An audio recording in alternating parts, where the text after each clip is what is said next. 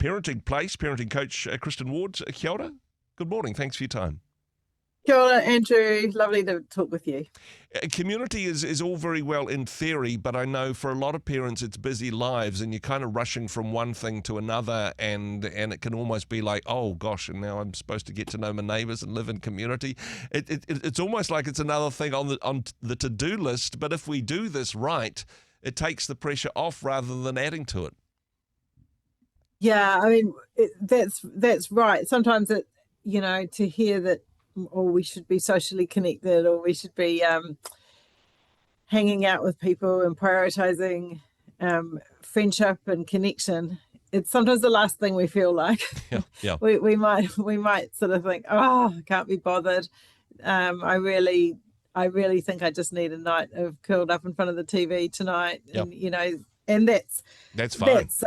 That's obviously valid sometimes. But yeah, it's not a nice optional extra to be socially connected. It's actually a really vital part of our health and well-being. And I was reading up about some research, which was really fascinating to me, because we don't often think of social connection and friendship as being kind of good for our health and our survival. We sort of think about our cholesterol, or we think about our BMI, or we wonder about our genes, about am I likely to get cancer, etc. But this meta-analysis of 148 studies finds that strong social connections increase our chance of survival by 50%. Wow.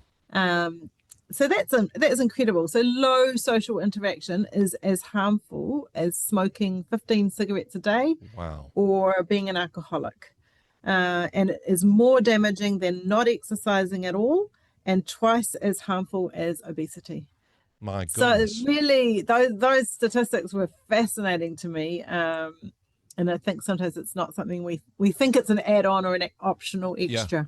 I mean, that is absolutely fascinating in that regard. I must say, maybe the lockdowns didn't help, where we were all told to go home and rethink our lives. We had to stay in these little bubbles, but honestly, that's just an excuse. Because for a while, I think our culture has said, no, self-reliance is and resilience and not needing anybody's help, that is like a badge that we wear with pride. But actually, from what you're saying, this is a sign of our own brokenness. We need to get better at putting down our pride and finding opportunities to connect with those in our community. Yeah, and it really is a two-way street. So, of course, we really know, we kind of understand the benefit of when people help us. We're very grateful. We're very grateful. And I remember when I had my babies, and being part of my church was just the most amazing picture of a community to me. I don't think I cooked for about a month. Wow. I had meals dropped off, and by the end I was like dying to cook my own meals.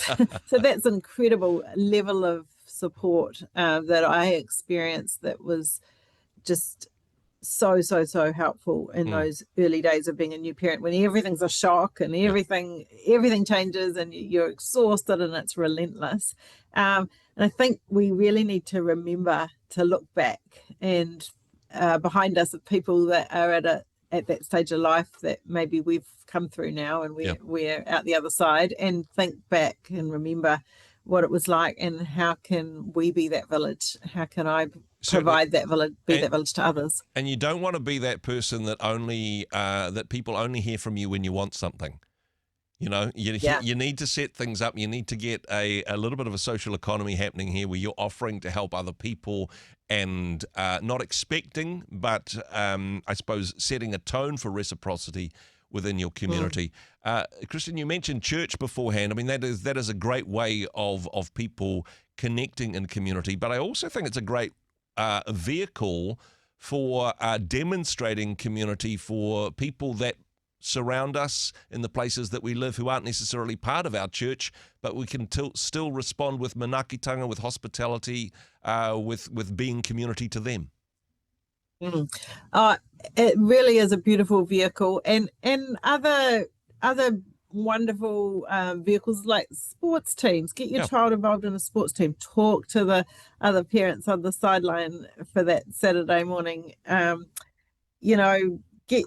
Could your child join a club at school? Like, we want to model for our children the importance of face-to-face interactions, how good it makes us feel, how good it makes them feel, how much we can bless others, how much we can have a focus on others as well. So yeah, really, really encourage listeners to think about their own social needs. Have they dropped them off the list? Yep. And think about others' social needs. How can we be just turning up for people, dropping off milk and fruit to that neighbor with the flu? Offering to drive that child to that sports game and that kind of thing. If we notice, especially if you notice someone that maybe their marriage is broken up, maybe they've gone through a really difficult bereavement, what can we be doing to show up for others? And even a text can really lift someone's spirits, but face-to-face is just so key for our well-being. Definitely, and hey, whatever community you live in, I'm sure there's going to be somebody having a worse day than you, and perhaps you don't even realize what they're going through. That's the value of being in genuine relationship with people. And I mean, you're saying before, and I've still got those stats ringing in my ears about saying, you know what, this is so bad for people not to be in community. This is something which we should encourage and lean into, and perhaps be the one that starts off that relationship and that connection in these spaces. Hey, Kristin, very much appreciate your wisdom and advice. As always, would encourage people to go to the parentingplace.nz for more information, for coaching, advice, and support on a whole range of issues. Thanks for what you do. Thanks for joining us.